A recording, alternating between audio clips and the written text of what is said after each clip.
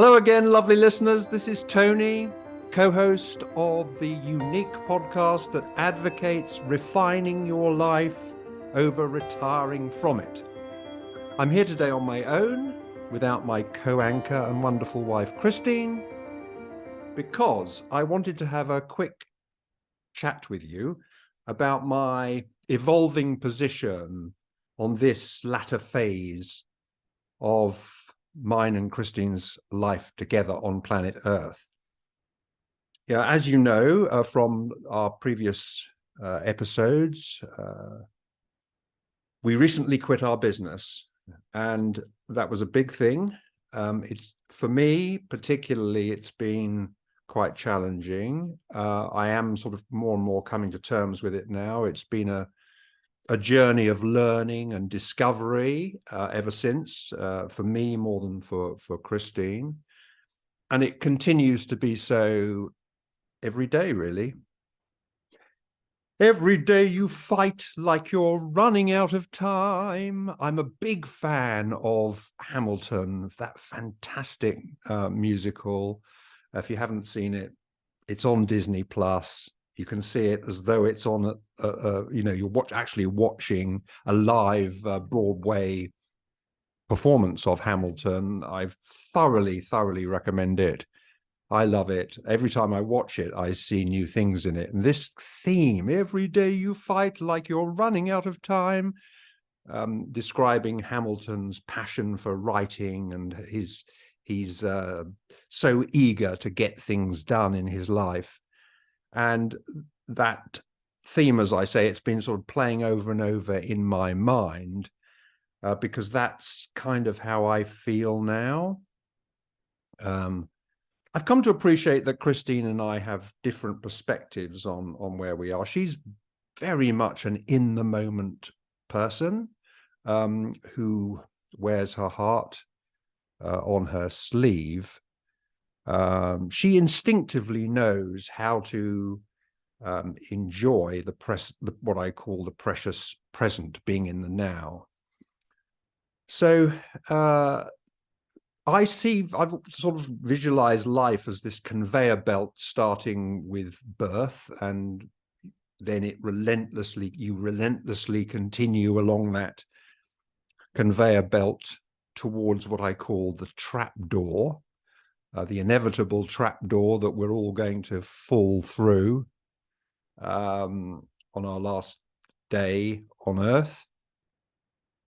And now being at the very sort of towards the latter end of that conveyor belt, it really has come to terms with me, to me, I should say, how little time we have left. I mean, particularly in terms of quality life. Because you want to do those things, don't you? All those things while you're fit and able and healthy enough to get the most out of them. Every day you fight like you're running out of time, and that's the way I kind of feel. I need to fight and make sure that I don't just give in to the impulse to sort of sit around and just sort of do ordinary perfunctory things and not actually get on with all those things that I'd like to do, we'd like to do together, whether it's traveling, spending time with our loved ones, pursuing many of our other passions. I mean, we've talked before about our love for our sport, pickleball, which we will be doing at least one episode on together. We love being with our grandchildren. I like to tinker around on the piano and the guitar, but I hardly ever go in our music room, and just spend the time that I'd like to spend doing that. It's probably once every 3 months that I tinkle on the ivories or whatever. And I'd like to do more of that. I'd like to do more writing. I'd like to write a book, there's just so many things that I'd like to get on. And, I realize how little time there is, and I've got to actually have a plan, a structure, and get on with them. I think, I don't know if you're the same, but from a very early age, my parents sort of always conditioned me that, you you put off those good things in life. You can't afford to waste your time. You've got to get on with your studies and do your homework and all these other things. And I understand why, from their different generational perspective, that they would feel they're doing the right thing. But I much prefer the sort of new style of parenting.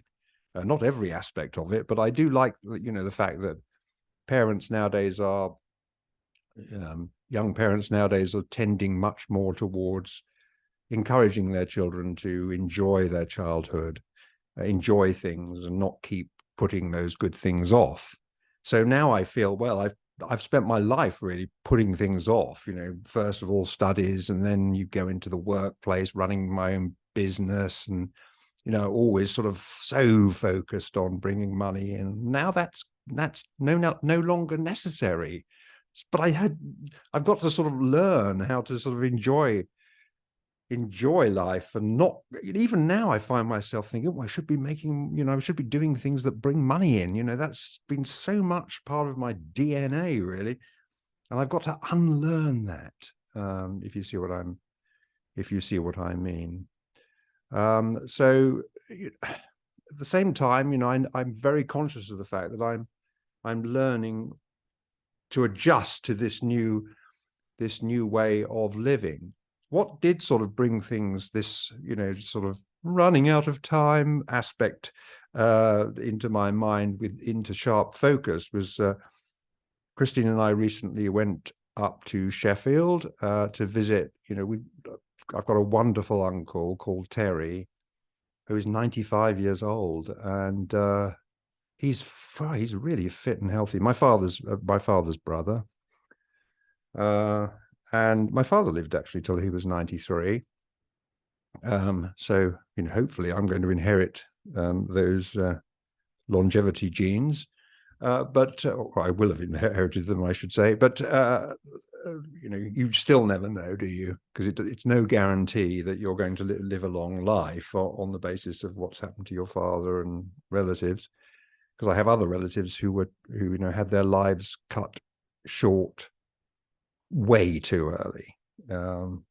Particularly a wonderful woman, cousin of mine called Elaine, who's Terry's daughter. Wow, I mean, she lost her life suddenly. Some kind of heart episode, or no, I think it was a brain episode, came out of nowhere after she'd just retired. She'd sort of retired quite early to be with her dad, Terry. And she was just out at a coffee shop with a friend one day and got a terrible headache. And it turned out to be one of those brain episodes. And it, unfortunately, she never saw another day on the planet. So you just never know. But going back to this visit to, after that, see, my uncle had planned to spend a lot of time with his daughter, Elaine. They were very, very close. They used to go on holidays together a lot. And then she was suddenly snuffed out cruelly like that. And he decided not long after that to go into a care home, even though he's absolutely, very fit guy, and he's certainly all there in terms of his mental faculties.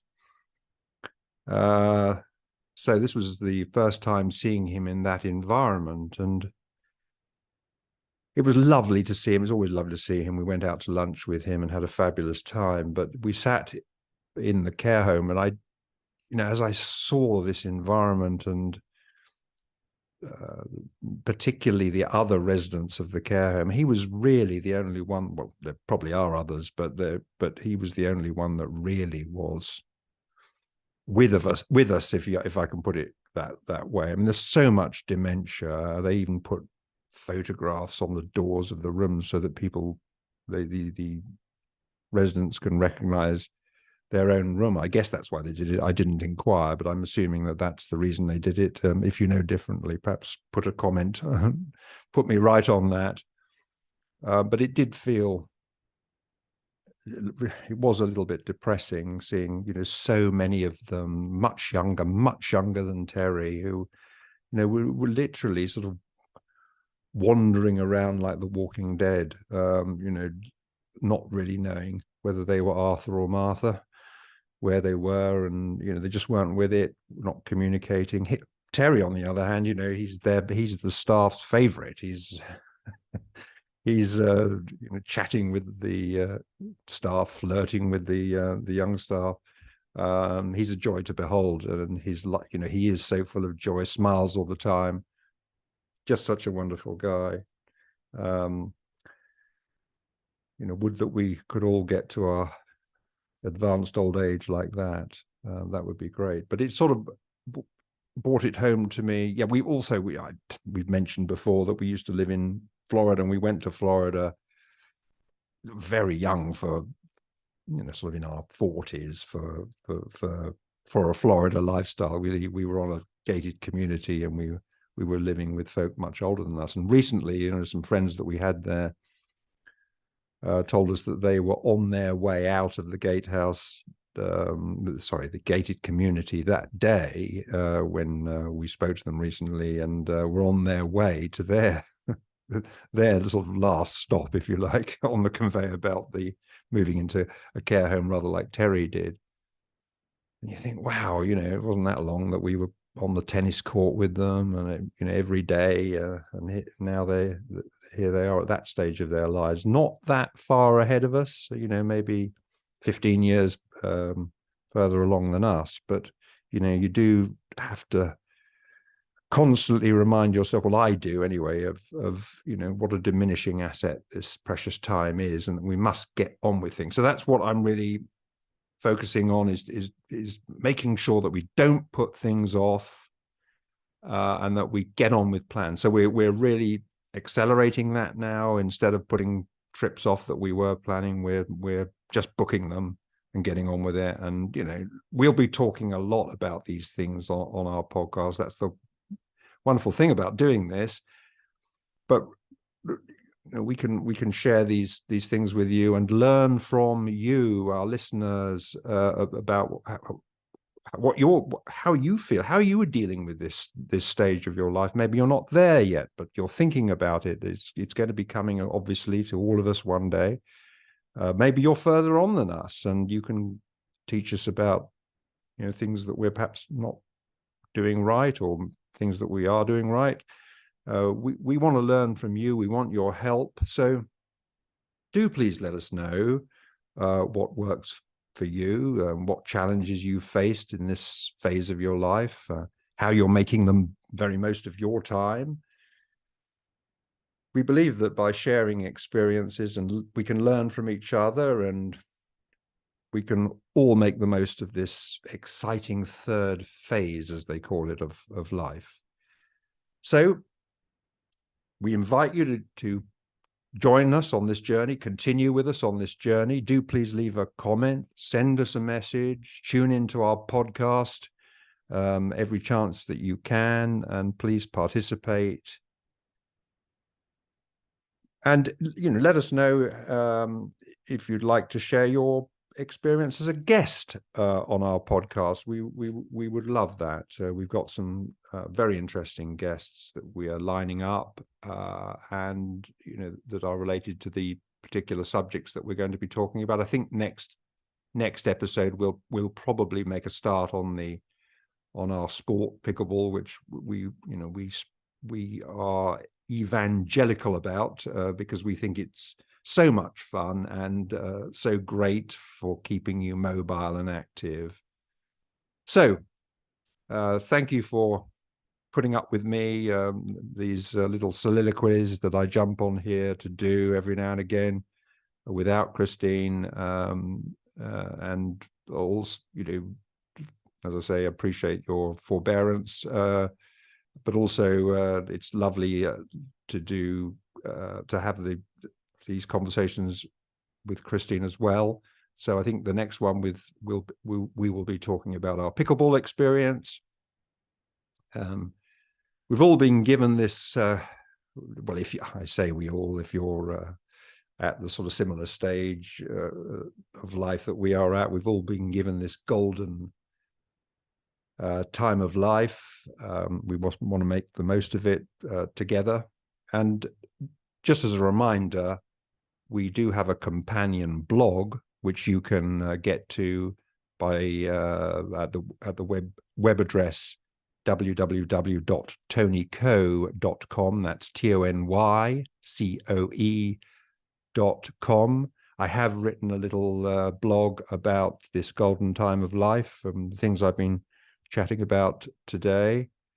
So if you do visit that, you'll see that we've already put a post up about our last episode about the hot tub experience and what we think about that, and we will try and continue to keep that up to date. And I know that Christine is going to be uploading photographs of Tickety Boo, the narrowboat that we've talked about over 4 episodes. If you haven't listened to those, do check that out. So that you can, but she'll be posting those pictures. We have got some pictures on the blog, or very few pictures on the blog. Where we will have most images is on the Facebook page that goes with this podcast. The podcast is, as you know, called Refinement, Not Retirement. The Facebook page is the same name, Refinement, Not Retirement, and you'll be seeing images going up there that go along with the podcast. Anyway, that's enough from me for now. Thank you for listening, and I look forward to seeing you next time. Bye for now.